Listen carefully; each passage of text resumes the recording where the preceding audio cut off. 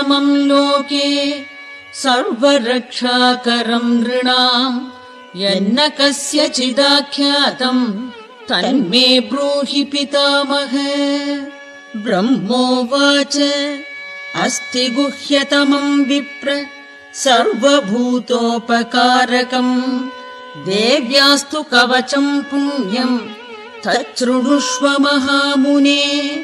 प्रथमम् शैलपुत्री च द्वितीयम् ब्रह्मचारिणी तृतीयम् चन्द्रघण्टेति कूष्माण्डेति चतुर्थकम् पञ्चमम् स्कन्दमातेति षष्ठम् कात्यायनीति च सप्तमम् कालरात्रीति महागौरीति चाष्टमम् नवमम् सिद्धिदात्री च नवदुर्गा प्रकीर्तिताः उक्तानि